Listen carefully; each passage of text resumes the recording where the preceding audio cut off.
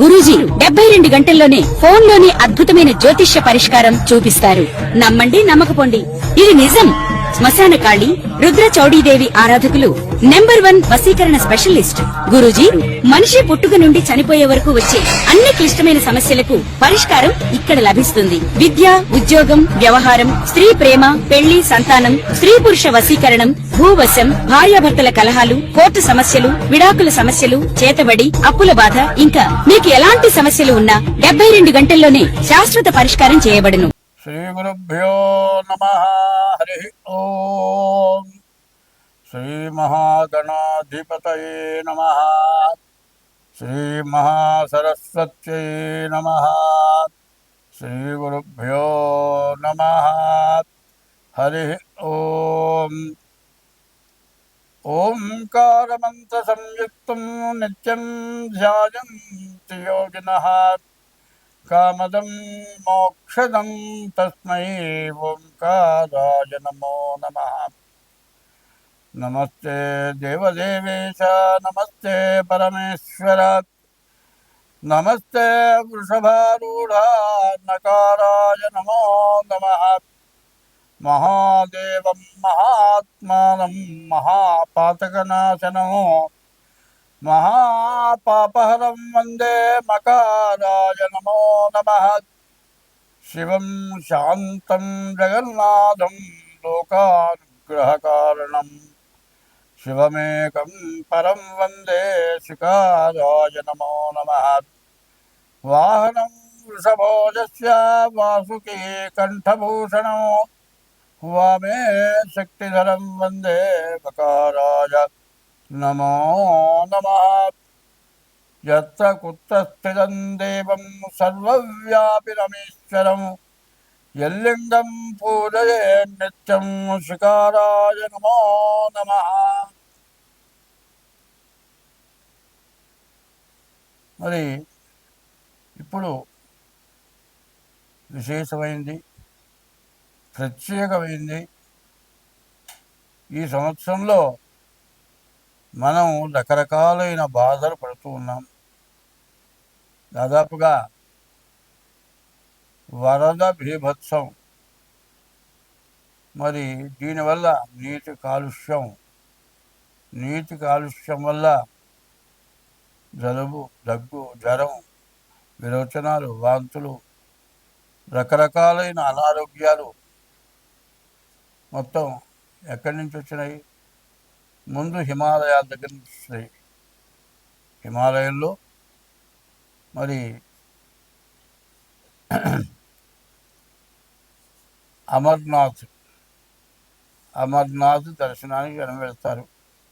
అమర్నాథ్కి వెళ్ళినటువంటి జనం వరదలు విపరీతంగా వచ్చి కొట్టుకుపోయి, అమర్నాథ్లో కొంతమంది జనం కొట్టుకుపోయి చాలా ఇబ్బందులు పడ్డారు. చాలా జన నష్టం జరిగింది. అంతటితో ఆగకుండా మరి హరిద్వార్ అంటే ఈశ్వరుడు నెత్తిన గంగ ఉంది. ఈశ్వరుడు కైలాసంలో ఉన్నాడు. కైలాసంలో అంటే హిమాలయ పర్వతాలు కైలాసం మీద ఈశ్వరుడు ఉన్నాడు. ఈశ్వరుడు నెత్తిన రెండో భార్యని, ఆమె మీద ప్రేమతో నెత్తిన పెట్టుకున్నాడు గంగ. ఆ గంగ భూమి మీదకి ఎట్లా వచ్చింది? ఈశ్వరుని ప్రార్థిస్తే ఆ గంగ ఒక బొట్టు, మరి హరిద్వార్ అంటారు, హరి యొక్క విష్ణుమూర్తి యొక్క పాదాల మీద ఒక బొట్టు పడ్డది. దానికే హరిశ్చంద్ర నాటకంలో చెప్తారు, హరిపాదోద్భవనౌట ఆ జలమునం ఆప్లావముందేశనం కురు పంకంబులడంగునంచు మరియున్ ఘోషించడించుడు. ప్రతి వ్యక్తికి కూడా ఒక గోత్రికుడు కానీ, ఒక ఇంటి పేరుతో వాడు కానీ, ఒక కులం కానీ, బ్రాహ్మడు కానీ, క్షత్రియుడు కానీ, వైశ్యుడు కానీ, శూద్రుడు కానీ పుట్టడానికి మూల పురుషులు ఉంటారు. వాళ్ళని కురు వంశం అంటారు. అదే కురువంశం నాశనమైన అంటారు. అంటే మరి దుర్యోధనుడు సంతతి మొత్తం నాశనం అయిపోయింది. అటువంటి పాపాలు చేస్తే ఆ పాపాలని కూడా హరిద్వార్లో గంగ తాగినట్లయితే, ఆ హరిద్వార్లో గంగలో స్నానం చేస్తే, హరిద్వార్ గంగ నెత్తి మీద చల్లుకుంటే హరిద్వార్ గంగతోటి పెద్దలకు పిండ ప్రదానం చేస్తే కురు పంకంబుల రంగునంచు వంశంలో మూల పురుషుడు చేసిన పాపం బిడ్డ తరం 7, 14 తరాలు అనుభవిస్తూ ఉంటారు. ఈ పాపాలని కూడా అణిగిపోతాయిట. అటువంటి గొప్ప క్షేత్రమైన ముందు అమర్నాథు, రెండోది హరిద్వార్ మొత్తం వరదలు వచ్చేసి ఇళ్లతో సహా బిల్డింగులతో సహా కొట్టుకొని పోయినాయి. తర్వాత ఋషికేశ్ అంటారు. హరిద్వార్ తర్వాత ఋషికేశ్. ఈ ఋషికేశ్ అనే దాని పదం అంటే అర్థం ఏంటంటే ఋషులంతా నివసించే స్థలం కాబట్టి ఋషికేశ్ అంటారు. నేను వెళ్ళి అక్కడ ఆ ఋషికేశ్లో దాదాపు నేను నుంచొని చేతితే అందరంతా పొడుగ్గా వాళ్ళు జడలు కట్టి ఆ తలకి కిరీటంలాగా ఆ జడలు చుట్టుకొని తీసుకుంటూ కళ్ళు మూసుకొని మనం వాళ్ళని చూస్తున్నా వాళ్ళు మనల్ని చూడరు, మనల్ని చెయ్యాపి ఏమీ అడగరు, వాళ్ళ లోకంలో వాళ్ళు ఉంటారు. అటువంటి హరిద్వార్ కూడా ముందు అమర్నాథ్, 2 హరిద్వారు, తర్వాత ఋషికేశ్, ఇవి కొట్టుకోవాలి. ఇవి చాలక చివరికి కాశీ గంగ పొంగి మరి కాశీలో విశ్వేశ్వరాలయం లోపల దాకా నిలుచున్నాయి. సరే దట్టా ఉంచండి. మనం ఇప్పుడు తెలంగాణలో ఉన్నాం. తెలంగాణలో వరదలు వచ్చి మరి దాదాపు 1 నెల రోజులు ఆ వానలకి వర్ష భీభత్సం, మరి డ్రైనేజీలు పొంగి ఆ నీళ్ళన్నీ కూడా తాగే మంచినీళ్ళలో కలిసి ఆ డ్రైనేజ్ వాసనలు దానికి రకరకాలైన వ్యాధులు వచ్చి ఇక్కడితో ఆగక ఆంధ్రాకి వెళ్ళిపోయి ఆంధ్రాలో విజయవాడ కృష్ణా నది కూడా పొంగి రైలు పట్టాల పైకి వచ్చినాయి. ఎందుకు ఇట్లా జరిగింది? ఇది ఏమిటి? నేను మొదటి నుంచి కూడా ఒకటే చెబుతున్నా. అయ్యా, మార్చి 30వ తారీఖున 6 గ్రహాలు ఒక చోట కూడినాయి. షడ్గ్రహ కూటమి వచ్చింది. దీనివల్ల రకరకాలైన బీభత్సాలు వస్తాయి. మరి దేశ విదేశాలు, ప్రపంచ దేశాల్లో కూడా చాలా నష్టాలు, కష్టాలు, వరదలు, భూకంపాలు, సముద్రం ఉప్పొంగటాలు, ఉప్పెళ్ళు ఇట్లాంటివన్నీ రావటమే కాక చాలా జన నష్టం జరుగుతుంది అని చెబితే, ఏమయ్యా నువ్వు రాశి ఫలాలు చెప్పవయ్యా అంటే, ఏంది చెబుతున్నావు? ఓ ముసలాయన నోరు మూసి కూర్చో, నా రాశి వరకు చెప్పమంటే తులారాశి చెప్పమన్నారు, తులారాశి చెప్పకుండా వెళ్ళి చెప్తావేంటి అని అన్నవాడు కూడా ఉన్నారు. ఇదంతా ఎందుకు చెప్పాను అని కొద్దిగా మనస్సు పెట్టి ఆలోచించండి. మనకు చెడు టైం వచ్చింది. చెడు టైంలో చాలా చెడు జరగబోతోంది. దాన్ని తప్పించుకోవాలంటే దైవ బలం అనేది ఒకటి కావాలి. ఆ దైవ బలం ఎట్లా ఉంటుందో ఒకటి చూపిస్తా. వరదలు వచ్చేసినాయి, కొట్టుకొని పోతున్నాయి. కార్లు, బస్సులు మరి ఎన్నో కొట్టుకొని పోతున్నాయి. ఒక కుర్రవాడు వస్తున్నాడు. వాడు వరదలో కొట్టుకొచ్చాడు. వచ్చి ఒక చెట్టు వచ్చింది. చెట్టు అడ్డం వచ్చింది. చెట్టు ఎట్లా ఆగిందో తెలియదు. ఆ చెట్టు కొమ్మ పట్టుకొని ఆగిపోయినాడు. ఒడ్డున ఉన్నవాళ్ళు తాడేసి ఇంకోటి తాడు కట్టుకొని ఈత కొట్టుకుంటూ వెళ్ళి వాడిని ఒక్కడిని రక్షించగలిగారు. ఎందుకు వాడిని రక్షించగలిగారు? యూట్యూబ్లో చూపించారు కూడా. ఎందుకు రక్షించగలిగారు? వాళ్ళు చేసిన పాపం పరిహారం అయింది. అందువల్ల అంతమంది జనం పోయినా కూడా వాడు ఒక్కడు బయటపడగలిగాడు. కాబట్టి నేను చెప్పేది, ఈ చెడు టైంలో మనం ఏం చేయాలి? ఆకలైనప్పుడు ఏం చేస్తున్నాం? అన్నం తింటాం. ఆకలైనప్పుడు అన్నం తింటుంటే ఏందిరా అన్నం తింటూ ఆకలి ఏందిరా? ఏంది ఆకలి నాకు కనపడట్లేదు. ఆకలి నాకు కనపడుతుందా? కనపడదు. కడుపులో ఆకలి అనేది వాడికి తెలుస్తుంది, కానీ పక్కవాడికి తెలుస్తుందా? పొట్ట బాగానే లావుగా ఉంది కదా, ఆకలి అంటావేంటిరా?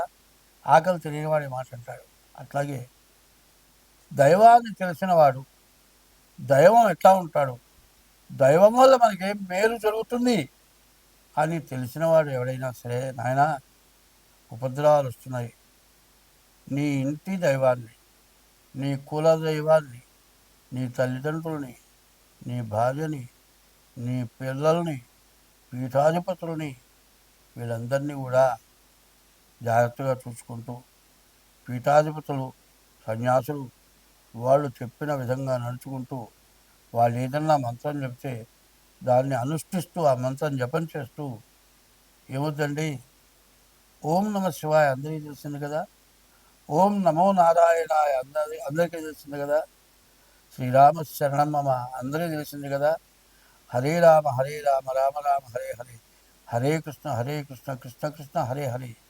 ఒక ఉపదేశంతో పనిలేదు. ఉపదేశం దేనికి అంటే నువ్వు నమ్మకంగా చేయాలి అని ఉద్దేశం పెట్టుకొని ఉపదేశం తీసుకోవాలి. అట్లా ఉపదేశం తీసుకున్నప్పుడు నువ్వు నియామకంగా చేస్తావు. నువ్వు పూర్తిగా నియామకంగా ఏ దైవాన్ని పూజించాలి అని నీకు పూర్తిగా భగవంతుడి మీద విశ్వాసం గురి ఉంటే, హరే రామ కావచ్చు, నమశివాయ కావచ్చు, ఓం నమ శివాయ కావచ్చు, శ్రీమాత్రే నమః కావచ్చు, ఇట్లా ఏదో ఒక మంత్రాన్ని రోజులో 24 గంటల్లో 1 గంట బ్రహ్మ ముహూర్తం, 3 గంటల నుంచి 5 గంటల లోపల, మరి 2 గంటలు కాదు 1 గంట అయినా సరే స్నానం చేసి ఇట్లాంటి మంత్రాలను అనుష్ఠానం చేస్తే ఇప్పటికి జరిగిపోయినవే కాక ఇంకా ముందు జరగబోయే ఉన్నాయి. వాటిని కూడా చెబుతున్నాను. ఎందుకంటే జరిగిపోయిన తర్వాత ఇవాళ ఎంతోమంది బాధపడుతున్నారు. ఇంత వర్షాలు వచ్చినాయి, కూరగాయ మొక్క ఉందా? లేదు. కూరగాయ దొరుకుతుందా? లేదు. మరి పొలం దున్ని విత్తనం వేస్తే ఏమన్నా మిగిలిందా? లేదు. రైతు దాని మీదే బతుకుతాడు. మళ్ళీ మొక్క వేసి విత్తనం వేసి చెట్టు పైకొచ్చి పంట పండాలి. పంట పండితే దాని మీద వచ్చే లాభంతో అతను బతికితే, పండించడం మనకిస్తే మనం తిని మనం బతుకుతాం. మరి ఎందుకంటే మనం తినే ఆహారం కావాలన్నా, మనం సక్రమంగా బతకాలన్నా మనకి ఇటువంటి అవసరం. ఒకప్పుడు మాంసాహారులు ఉన్నారు.